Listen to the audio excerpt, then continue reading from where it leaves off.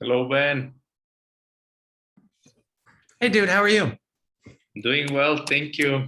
And Good. you? Good. Great. Thanks. Long time no see. Yeah. Thanks for doing this. Yeah, my pleasure. It's fun, actually. Good. Yeah, sometimes it's even more fun than the hypertext. But the All right. hypertext Cool. is nice as well. Awesome. Yeah. Are you in Albuquerque, What? in New Mexico? Oh, yeah. Totally. Yeah. Hi, Okay, Arena. Hi. Cool. Yeah. Yes. Safe and sound in New Mexico. good. Yeah. You in Guadalajara? Yes, I am, but not for long. Where are you going? I'm going to Sedona. Nice. Lovely. Yeah, Cool. yeah. Cool. So thank you for coming. We're gonna start in 1 minute.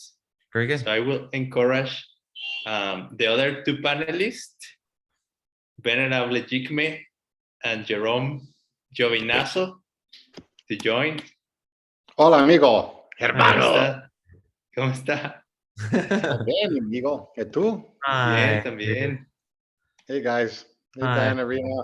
Hey. I'm How's it so going, glad guys? to see you. Where are you?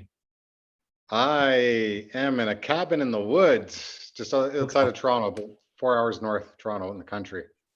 Cool. Looks Yeah, great. I'm living and working at a beautiful retreat center called the Samadhi Center. Oh, wow. You ever Cool. see the documentary Samadhi? No. No? Uh, Really well known. My friend Dan, he made them. So I guess there's three pretty, yeah, they're amazing documentaries. Anyways, that's where I'm at his place. all right, cool. Yeah, Samadhi movie 2017. Okay, yeah, it's a thing. There's three. There's part 1, 2, and 3. All right, And right. Yeah, what do check you them out. do? Kick out of it. Are you a volunteer or work there or just retreat No, I'm working. I'm working here. Yeah. as a chef? Everything. I taught yoga tonight. I'm cooking, leading other classes, meditation. Yeah, it's been beautiful. Awesome. Yeah. Well, I'm glad you all came. Gracias. Hey, Jigme. Honorable Jigme. Hi, Venerable. So I'm just gonna start introducing you all and welcoming the audience. Thank you so much for joining. Lately, I have been talking with Nick Lashaw, and he asked me if I could help organizing some schedules for keep having these programs, which in my opinion have a really a great potential to help us learn and share between friends and learn even more. So I think it's a really great activity because it's also like mixed topics. Every week is a different topic. And this time I just happened to find something. Actually, I think this class was taught even before I started studying the Dharma. So then for me, it's a great joy that I can access to these teachings that I was not around, you know, and maybe many people also will feel this way. Like it's amazing. Very possibly many of you or some of you were there. Venerable Jigme told me she was there. Some other people have said they were there. So it's amazing to have this opportunity. It's a beautiful class on the love, ultimate bodhicitta, basically, love and the inner body. What happens in your channels, in your mind, how your heart gets open to love and to ultimate happiness and wisdom. So I will introduce you all very quickly and we should proceed. We have Ben Kramer with us. He's one of the translators, official Tibetan translators of the Mixed Nuts team. He's also a very well-versed yoga teacher. It's very interesting. He actually has a yoga studio. So he should be familiar with many of the topics we're gonna talk about tonight. And then we have Venerable Jigme. She's like a very Also well-trained person. I think so. And she has been how many years studying? Like 35, almost 40 years, Venerable Jigme? Or maybe more. I don't even want to say. But many, and those are like experience years. Are the years that, yeah, it's nice to have. Thank you for coming and for sharing with us all the knowledge you have been accumulating over the years. Then we have Jerome Giovinazzo. I forgot to say, but all of them are long-time retreatants. So they also have experience in these things about the inner experience of the inner body. So Jerome did a 3-year retreat at Diamond Mountain time ago, as Ben Kramer did, and Venerable Jigme has done also many long retreats. But Jerome is also very into yoga. As he mentioned a few minutes ago, he's even teaching these days in a retreat center in Canada. Jerome? See, yes. Awesome. And we also have Arina, and she's working a lot for Diamond Cutter Classics and other, what else? The ALL, are you still working for the ALL? She helps a lot with the social media content. She also is a very good link between the Russian-speaking Sangha and the US. So it's very nice to have you here as well. And I'm so glad you all came. So let's proceed, because the topic is really, really amazing. I'm gonna share the reading. It's a poem, beautiful poetry. And then we will read and talk about it, if you all agree. Okay, so share screen.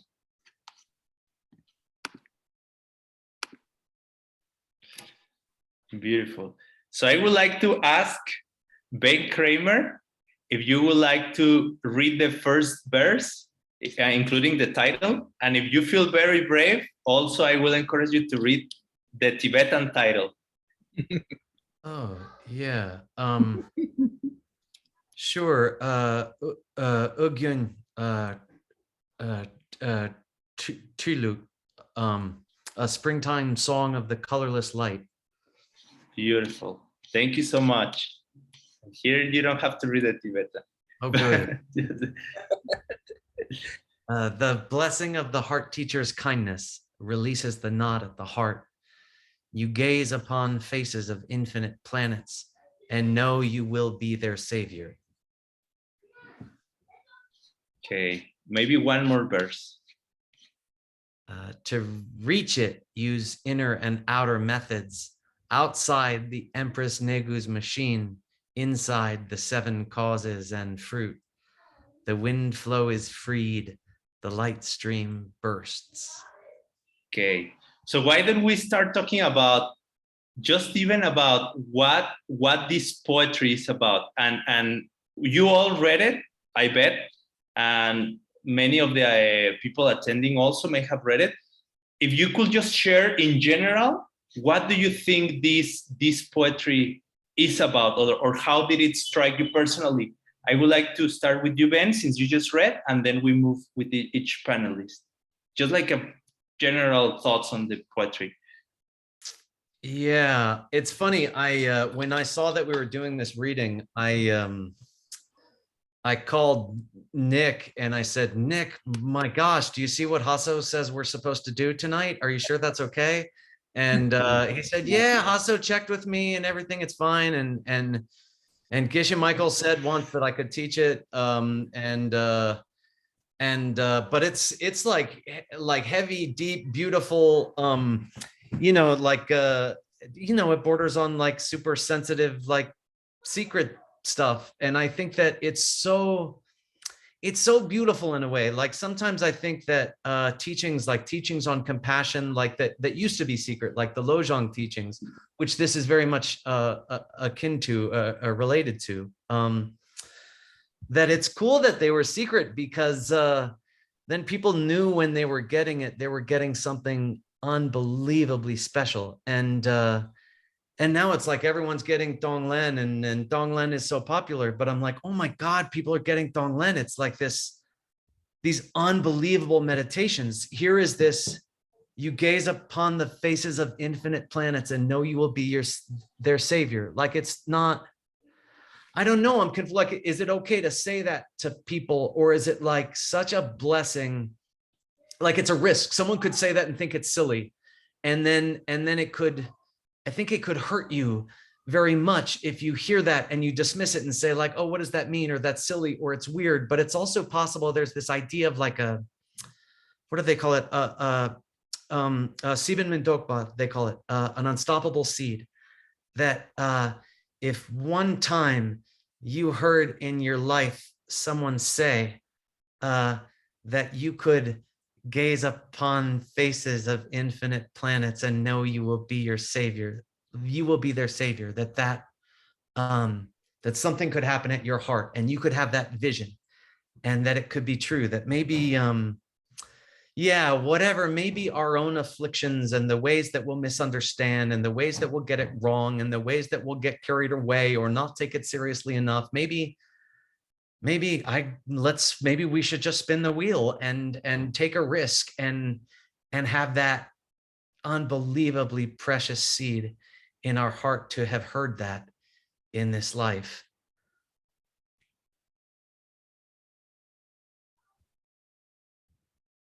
Are my initial feelings on the matter. No, thank you. I was just muted and I couldn't unmute, but thank you. Awesome. Thank you very much. And to be honest, I also had that feeling at some point that I double checked with Nick. The police are coming to stop you. Yeah. No, I felt like, wow, this is so amazing. And I know this poetry also has a lot of secret language on it. So there are many things that I don't understand completely. But because I have been around for a few years, then I have like some insights like, I think this may be talking about this, and I think this may be talking about this other thing. So I think it's very, very beautiful poetry. And I'm so glad again that people like you all can come and share with us here. I would like to ask next, Venerable Jigme, what's your general I don't know, thoughts on the poetry? The poetry is short, but it's very powerful, I think. Well, yeah, it's like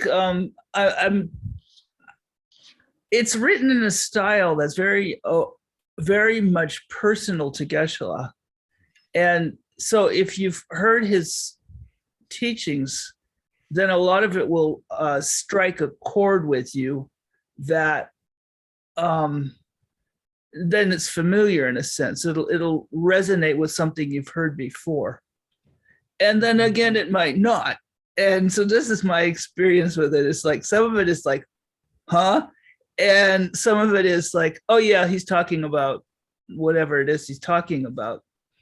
So let's see. The first one is really not that mysterious to me anyway, because I've heard him talk about this before. It sounds like he's talking about when you have the experience, the direct perception of bodhicitta, and it's something that he's talked about a lot. That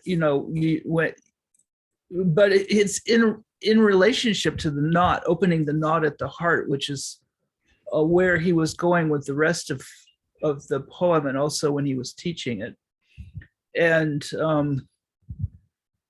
but for me, the thing in the first verse that's the most important is the blessing of the heart teacher's kindness.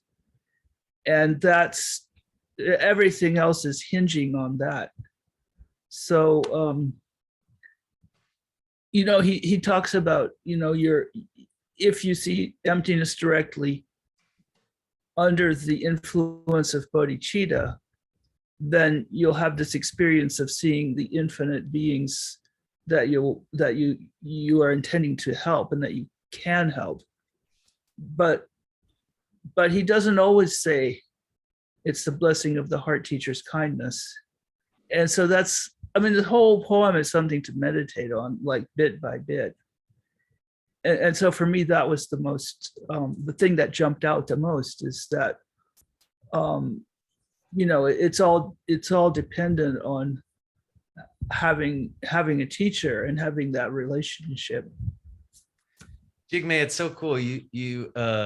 The way you put that about if you know him and you read this poem, because I feel like we've been hearing for a long time about teachers who write these poems, and then we have to read all these commentaries. But then what we're taught is like, look, the teacher was speaking to, you know, his or her students who had been at their feet for many, many years and knew just what the poem was saying in that context. And I don't know if I've ever really had that experience before until reading this, and Yeah. you know, because I know my teacher, and there's still certainly parts of it that are opaque to me. Yeah. But I had a lot of these, oh, like, I know what he's saying. Oh, he's saying this. He's saying this. Yeah, So, exactly. yeah, it's cool. But the first time he taught this, it was 11 years ago in New York to a bunch of people that it was a public teaching, and some of them had never met him before. Yeah. And so I'm not sure how he expected them to understand a word. So maybe he was just planting a seed. Yeah. And, you know, who knows what happened to those people. Yeah. Jerome and I were under a rock in the desert somewhere at the time. Exactly. Exactly. That, Jigme, that reminds me of, I remember when we went to India in 2006 Yeah. for some teachings that Geshe was giving, and I dragged my sister along, and it was like some of the most, you know, deepest, you know, convoluted teachings ever. And I remember Geshe was talking one night, and I just felt these deep nails going into my wrist, and she leaned into me and whispered, "What am I doing here? I don't understand any of this." And it was so crystal clear that, you know, beautiful seeds were being planted. And then from that point on, like, her whole life just turned right around.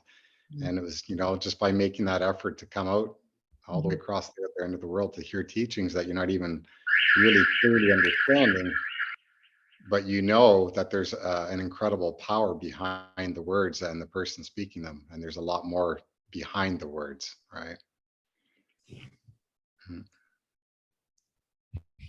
Hey, there is an alarm crazy happening here. So Wow. I will just suggest maybe Arina read the two next paragraphs and then talk about Jerome and Arina, what do they think about it? I'm gonna mute. It went away. Okay, I came back. Came back. All right. I was born from your womb in deadly pain, raised to your lips. Now you I protect. Gaze with love, wrap in my hands, me and no other, infinite freed. Ooh. Vines grasping start from the heart, channels torn, winds blocked, flesh and blood, darkness from that, liking, disliking, the world's wrong view, mothers unknown. Okay, thank you very much. So I would like to hear also from you and from Mr. Jerome, the general opinion you got from the poem. Maybe you can be as Bernal Jigme, Ben Kramer, they already say there is a very intimate relationship for them with this poetry. For me, that I'm somehow more new, there was many things that I was not clear about it. So the good thing about it for me is that it made me curious and super interested about it. What was your experience in general reading this poetry? From myself, you mean? Yeah, you and Arina, please, both can share. For me, you know, to be quite honest, some stuff was clear. Other things were much more visceral. You could feel it in your body as you're reading it. And other words were just like, it's like reading another foreign language.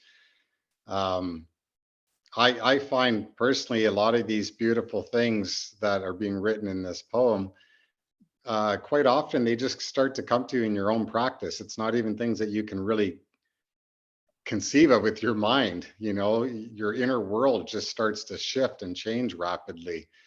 Back to I think it was the initial verse with regards to your heart Lama, you know,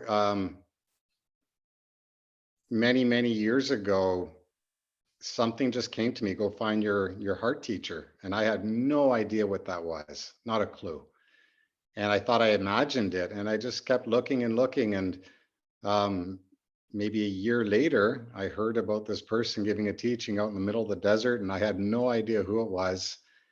And, you know, I just took that leap, and being willing to explore something unknown, there was something in my heart.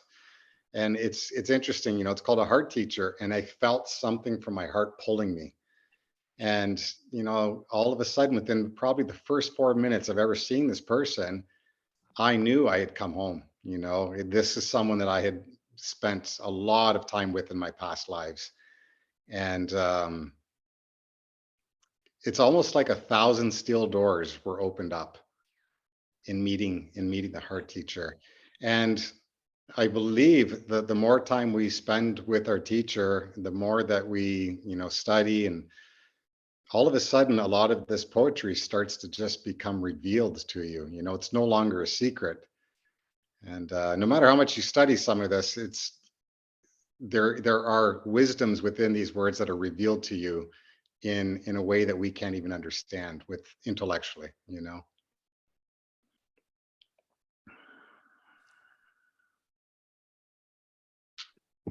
So anyways, yeah, that's me. Thank you, Jerome. And how was for you, Arina, when you read the poetry? What kind of thoughts or questions did they come to you?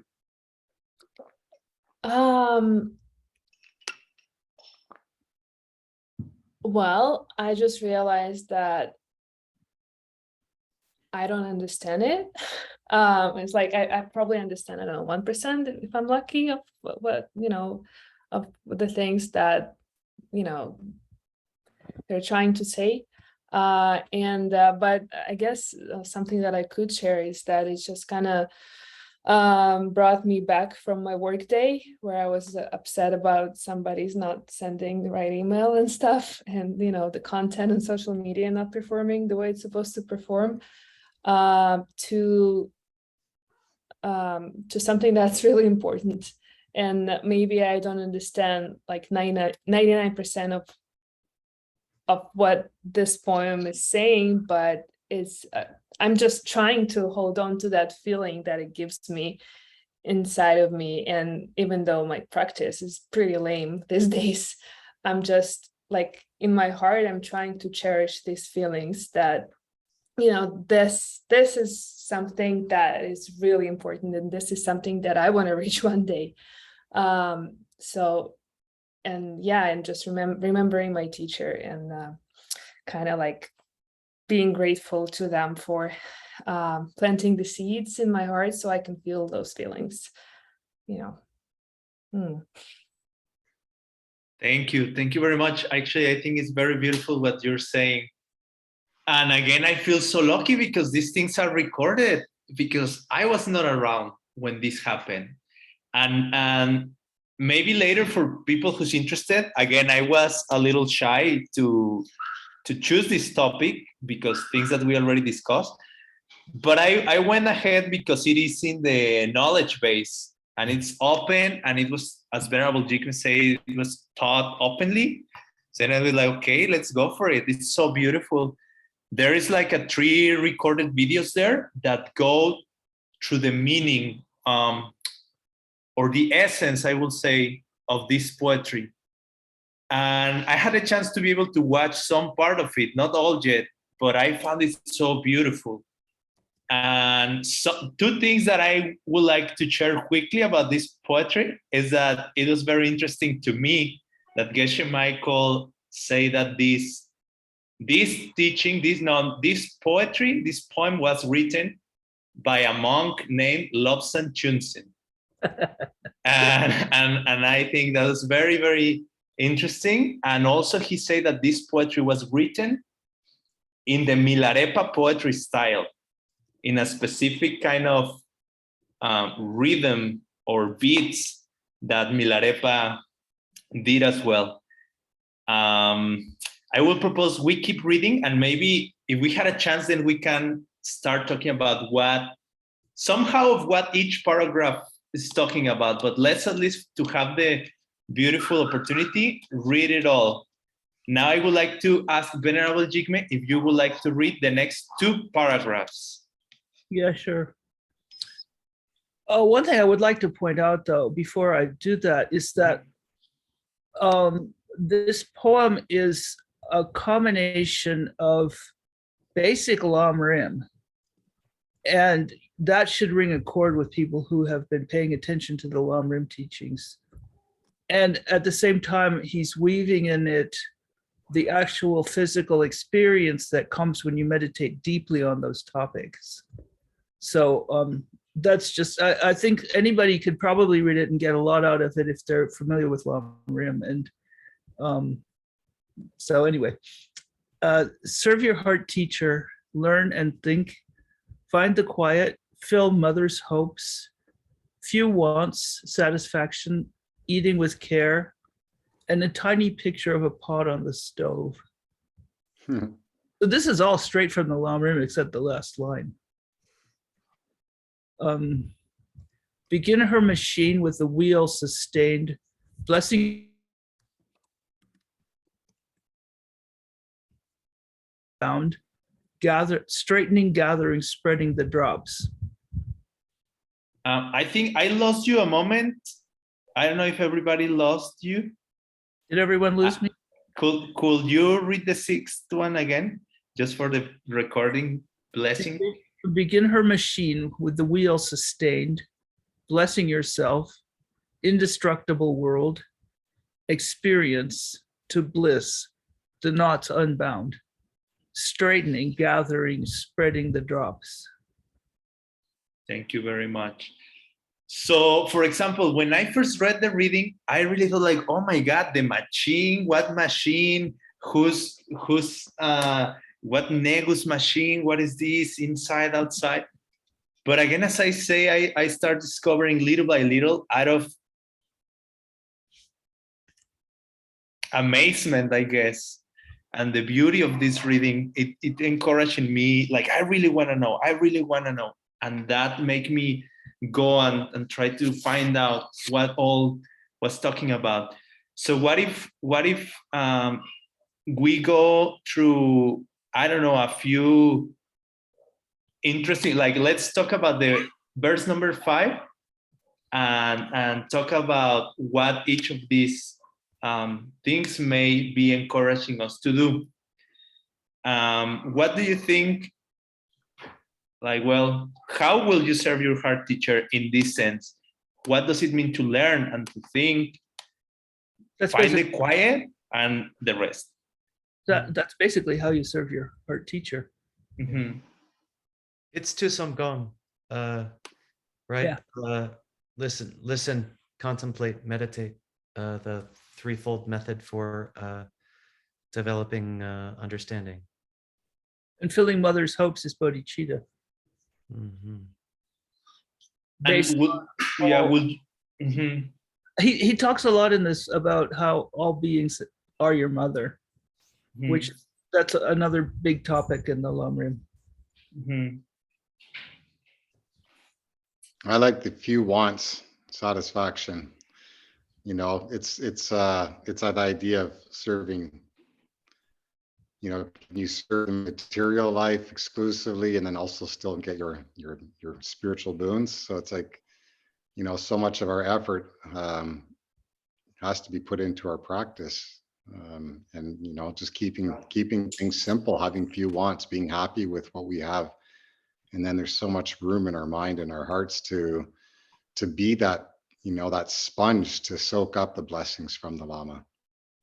It's like almost like one of the least sexy things to talk about, but there's something about like retreat or preparing for deep meditation that, like, you almost have to bore your mind into submission on the outside so that your mind gets excited about what's inside. So you You do simple things outwardly. You might eat the same food every day. You might do the same activities every day. And there's nothing going on. There's no TV show. There's no circus. There's no emails. There's nothing for you to get all worked up about outside. It's not that interesting. You're going to do the same thing today that you did yesterday, that you did the day before, that you did the day before. And at a certain point, your mind gets a little bit pliant and says, all right, fine. What do you want to think about then? You know, and suddenly, almost like through no other virtue of your own, right? You cheat yourself up a level, right? You don't have to have any other special goodness, it seems like, although it is a goodness, right? To be willing to do that. But then you just by taking away the, you know, inundation, the constant influx of gobbledygook, your mind chills out a little bit in a way that reveals to you the noise that was going on inside all along. All of a sudden, the words in your head are the loudest thing when you're not making so many words outside your head.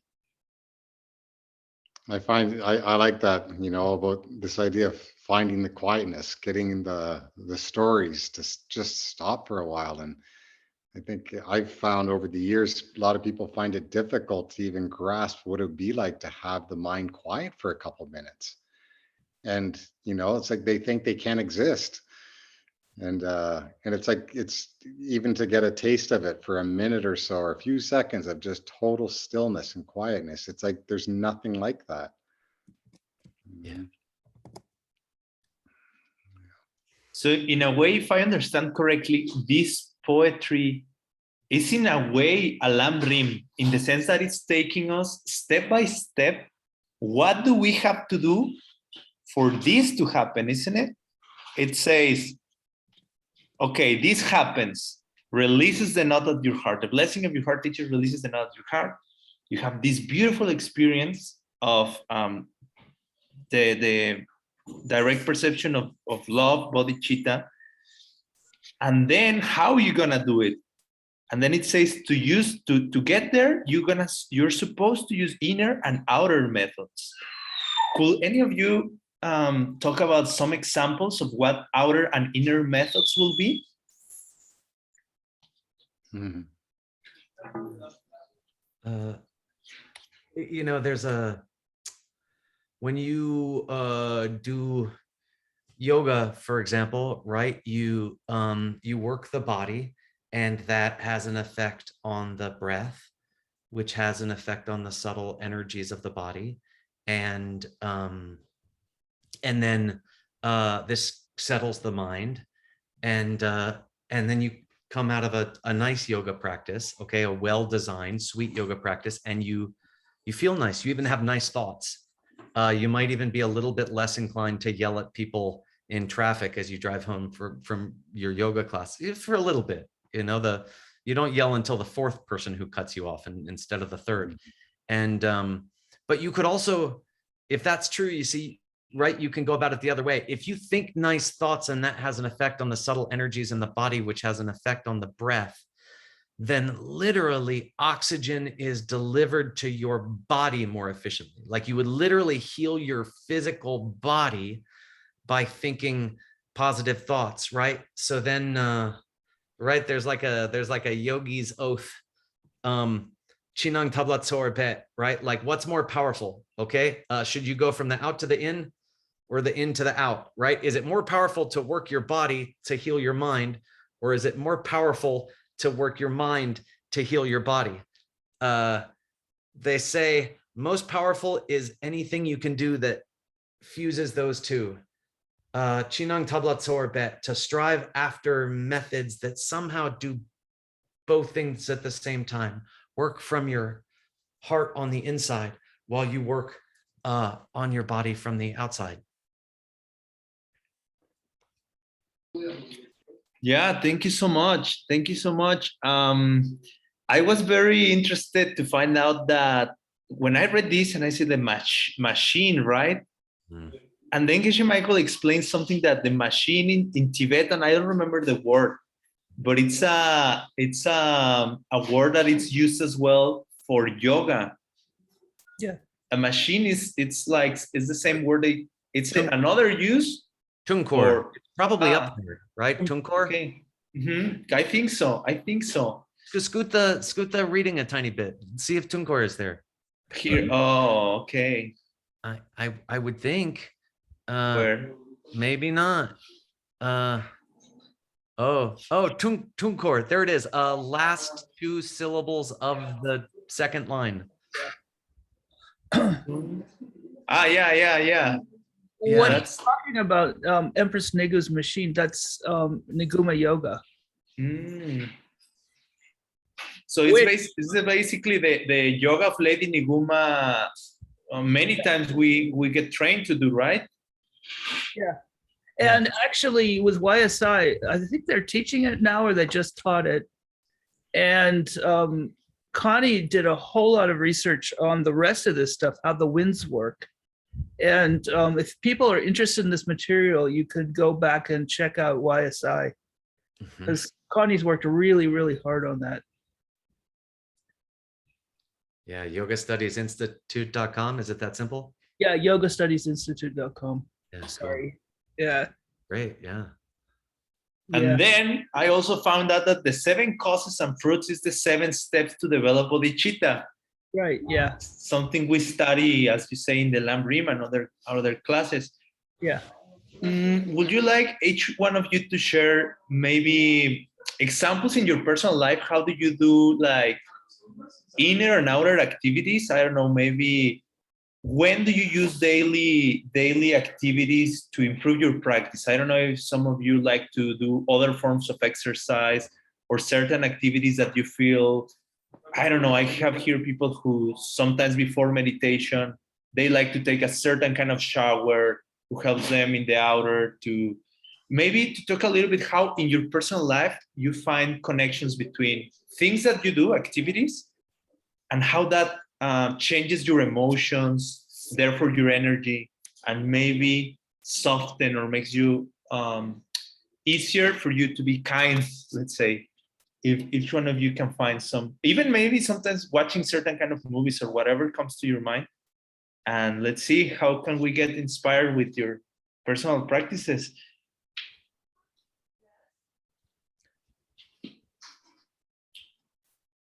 Anybody who feels ready. I'll go on.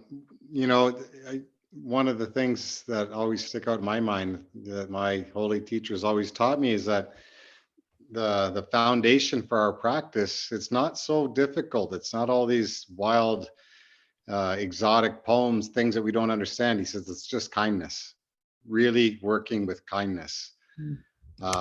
So as much as possible, trying to keep that in mind throughout the day, the idea of kindness and serving anybody that you can throughout the day and thinking of them as your heart teacher. Like, what if this is my heart teacher in disguise right now? And it's beautiful walking around. It's like that idea of reverse paranoia. Maybe everyone is my heart teacher and I'm the only one that doesn't know this for sure. Like everyone's enlightened, I'm the only one that's not. So it's kind of a fun way to approach our daily lives. Serve as much as possible and try to have the highest views possible. I feel really lucky that I get to teach yoga. I mean, I'm just, I teach a yoga class where I just, in my studio, whatever, my little classes, right? And I teach whatever, these humble little classes with a handful of sweet people who come to my class, but they come to yoga because they want to feel good. And some people have deeper ideas, but like everyone comes to yoga because they want to feel good, whether they want to feel good in a little way, short term, or they want to feel good in a long way, long term, or a long way, short term. I don't know what that would mean.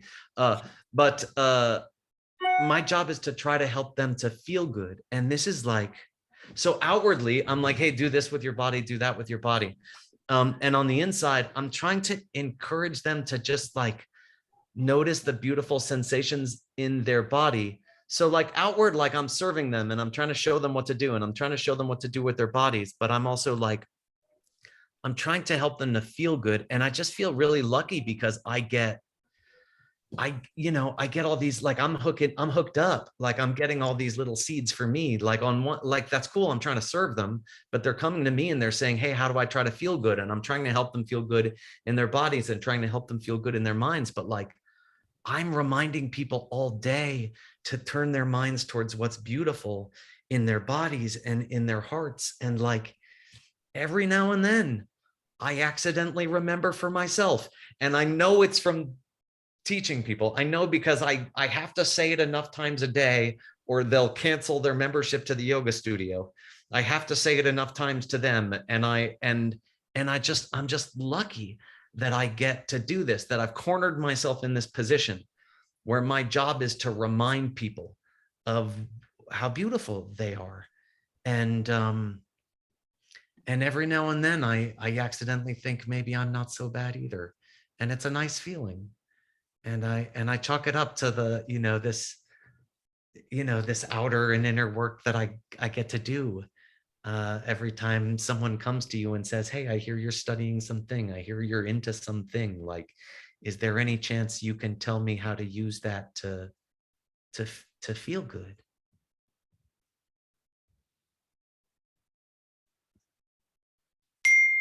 So as far as I understand, there is something like, there is somehow a relationship between things we do, even physically, or activities, let's say, with how, let's say, our energy is going to move inside of us.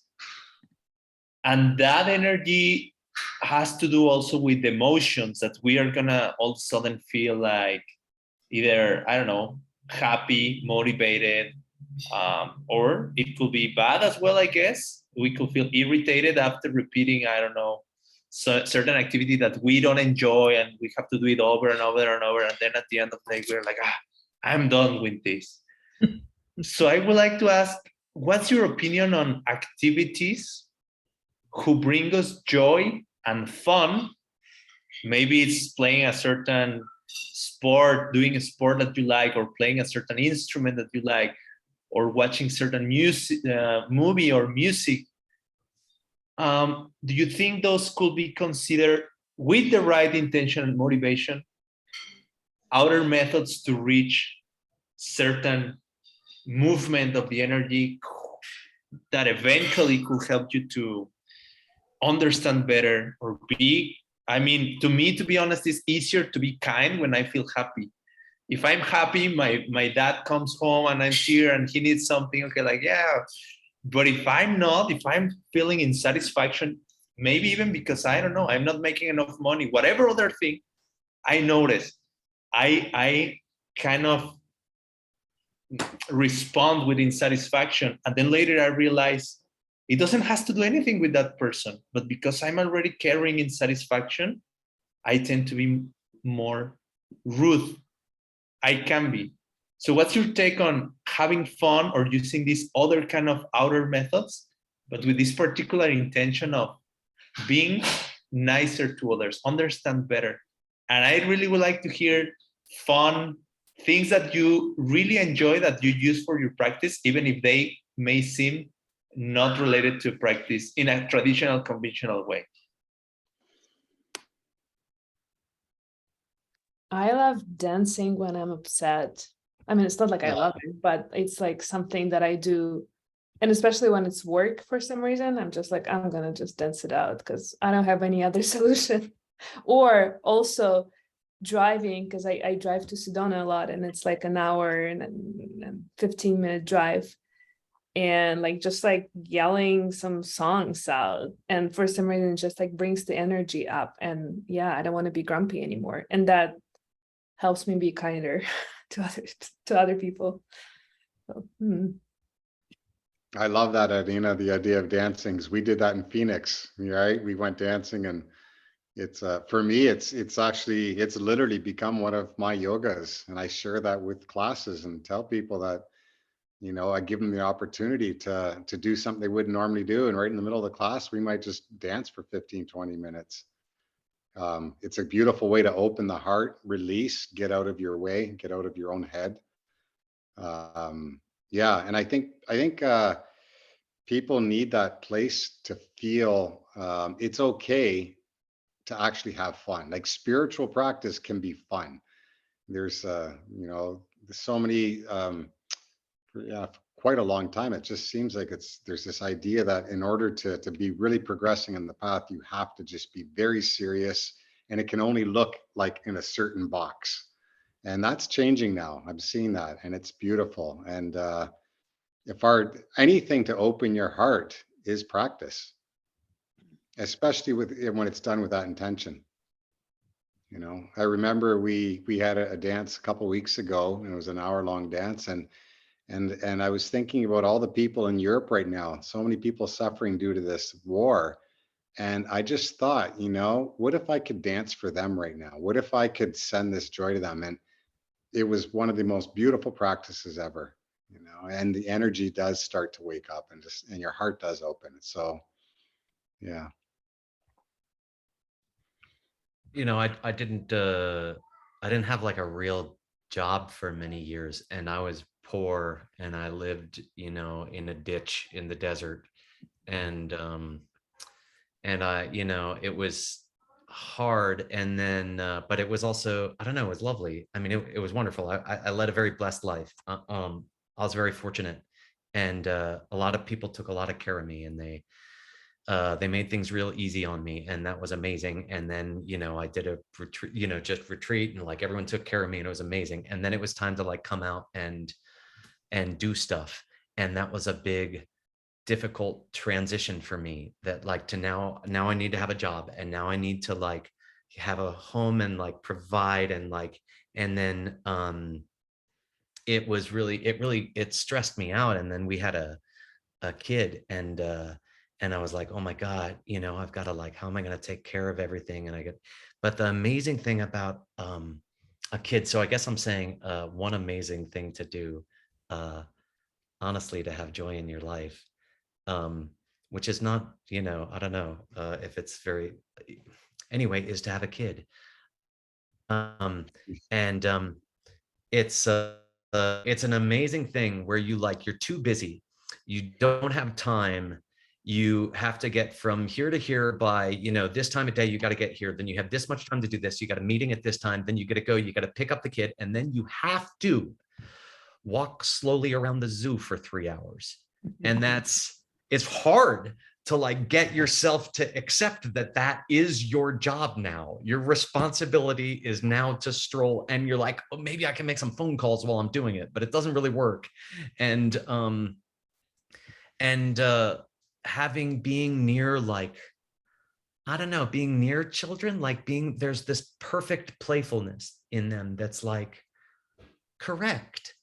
You know, they're right, that understands like that, like joy is a holy thing, and that like, and that looks at us like, any time that we're not choosing joy, you know, they just look at us like, what are you, nuts?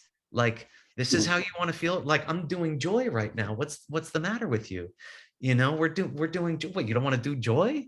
Come on, Dad. Come on, Mom. You know, come on. And so I'm blessed to have this this creature, you know, this like being from another realm. I don't know. I always think of the movie, maybe no one's seen it, and so it's a stupid reference, but Who Framed Roger Rabbit?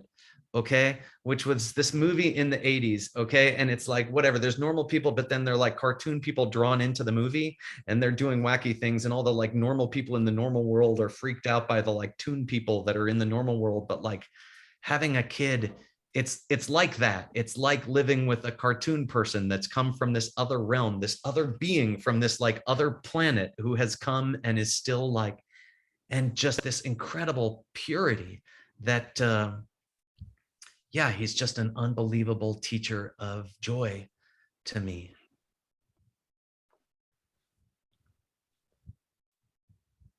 And you, Venerable Jigme, what do you like to do for fun that you think can help you to make your energy like just in the right spot where you like it to be? I don't do anything like that. seems to that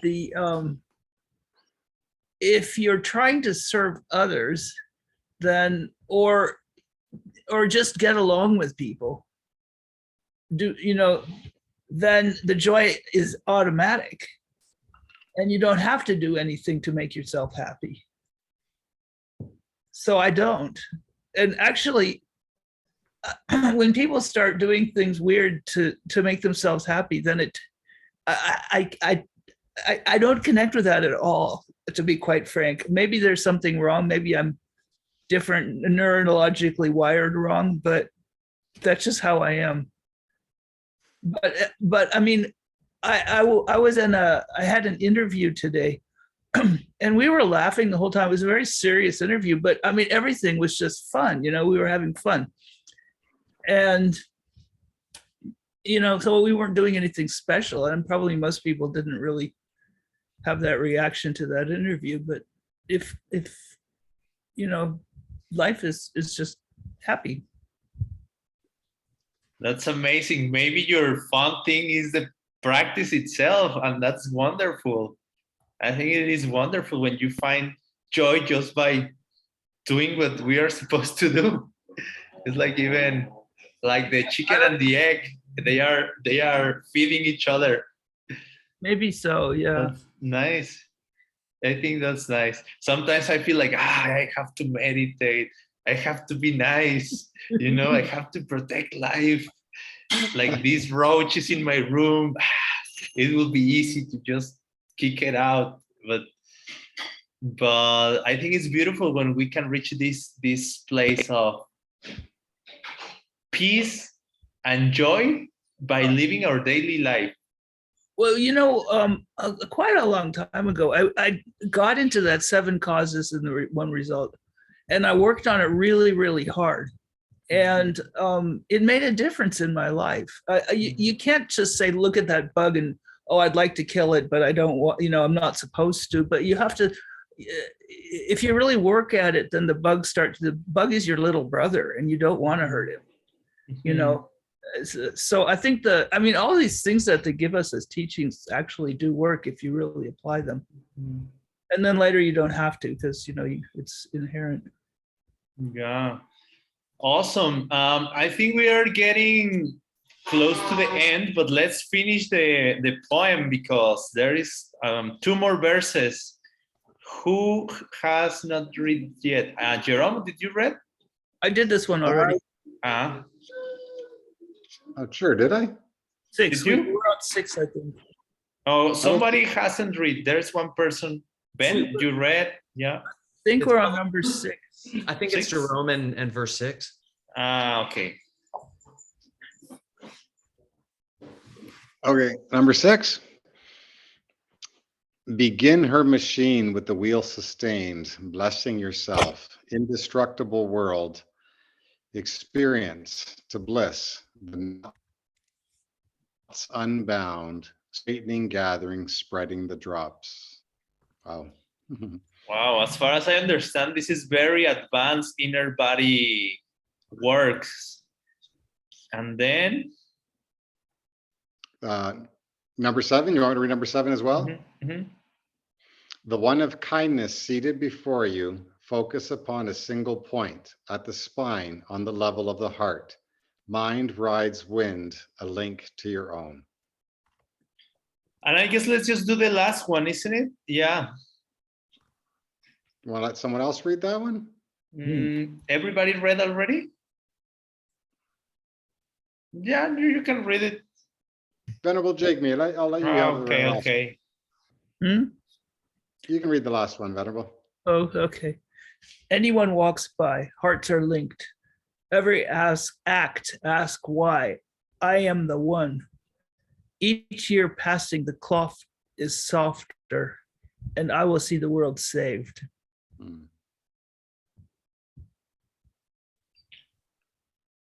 Beautiful. So this again, I think, I don't know much, but I think it's like really, I mean, I have heard, because YSI and other classes, that we have certain substances and like subtle energies, like creating ourselves and the world around us.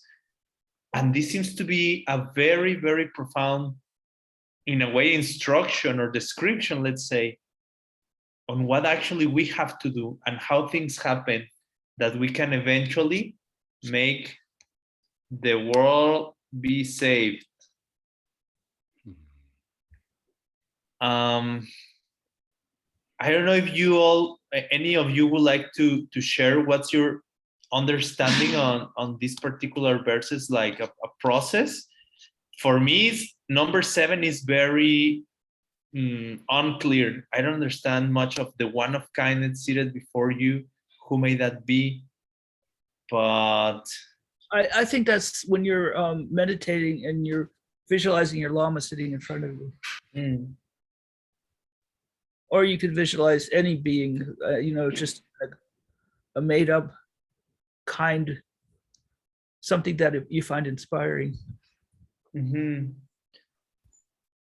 Yeah, I mean, the word is Drin Chen, the one who has Drin, right? The one who has kindness related to the word Katrin, right? The kindness of the words of your teacher. New book being released soon. In fact, maybe what is it through? Is DCP? Is it Diamond Cutter Press soon? How are we releasing that book, Jigme? It's coming down Diamond Cutter Press. It's going to be first. Actually, we're going to do paperbacks and we're going to do ebooks. And if anybody wants to translate it,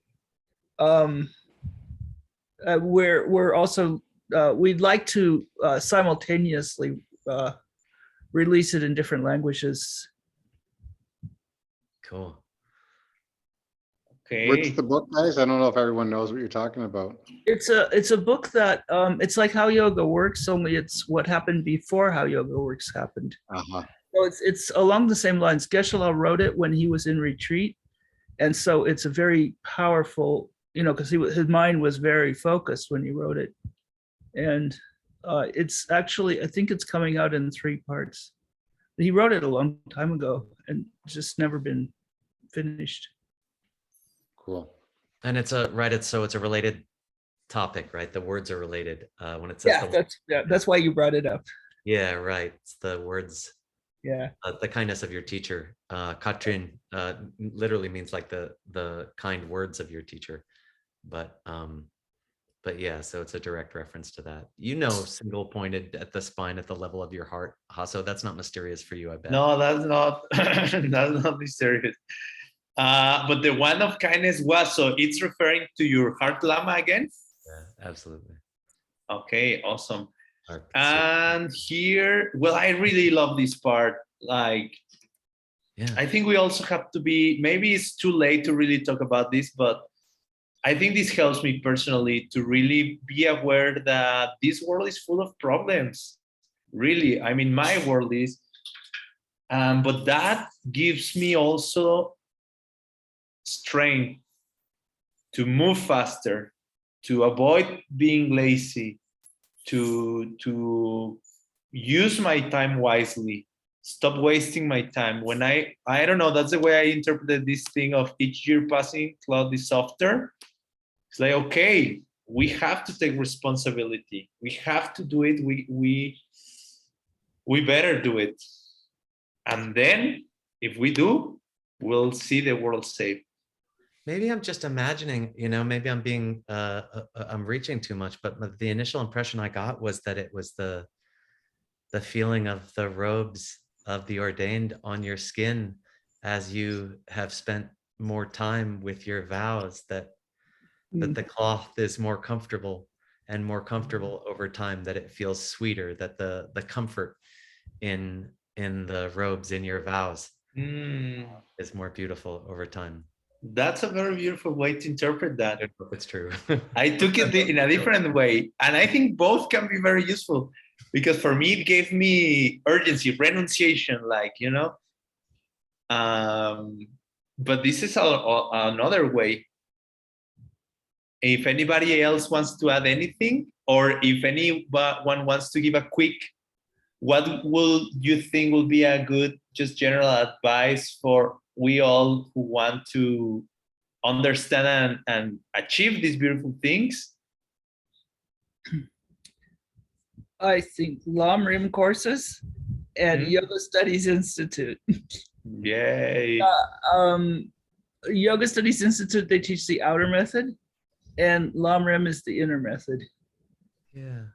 I think, fusing also the things that Juan said about being joyful and what Jigme said about having joy in your practice. If you find joy in your practice, if you love your practice, it's going to go real well, right? If you want to achieve the grand highfalutin goals that you dream of, if you love your practice, you'll keep coming back to it. And if you find the beauty in your practice and you find ways to enjoy your practice, you're going to get to those goals because you just want to do it, because you just want to. You'll just like it. And if you don't like it, you won't want to do it. And some people, I have seen people who seem to have the fortitude to do it anyway. All right. I've seen it. I've seen these people. I think I'm not that guy. No, I mean, yeah, I need to enjoy it. I need a little bit of gratification. I need a little support. I need a little pick me up now and then. But if you love it, if you love your practice, then, oh my gosh, if you're passionate, if you're delighted, attracted to the practices that will save the world, easy schmeezy.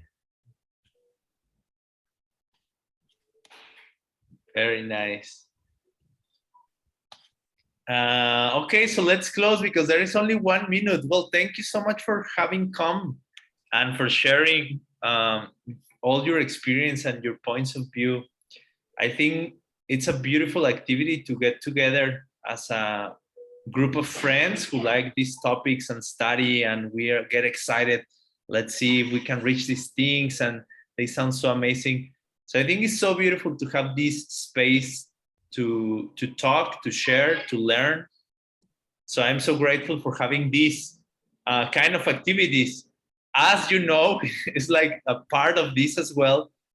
Diamond Cutter Classics needs the support of we all to keep translating, to keep making programs, to keep producing materials.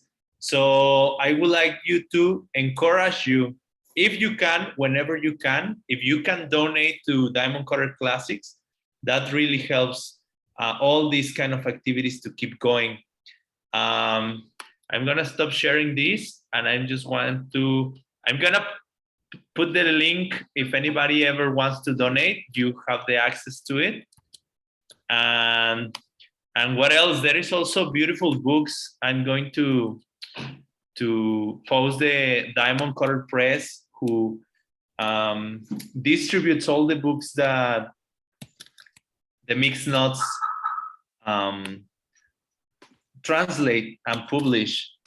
So I'm just gonna post there the link so you can see all the books that are available right now, and the other link for the contribution. If you ever, it's never you have to do it. It's always like, if you want, it's very useful.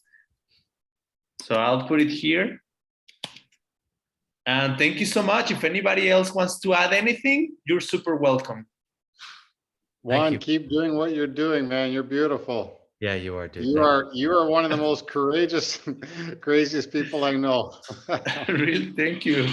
I don't know why you say that, but sounds good.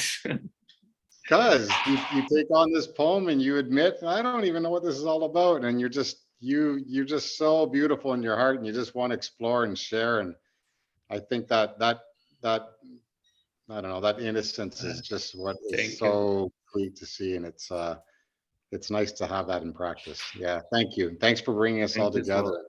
Thank you. Really nice. Thank you, Juan. Okay. Nice to see you all. Bye, guys. Thank you. So hopefully we'll see you again soon. Okay. Much love. Okay. Ciao. Same. Best wishes. Ciao.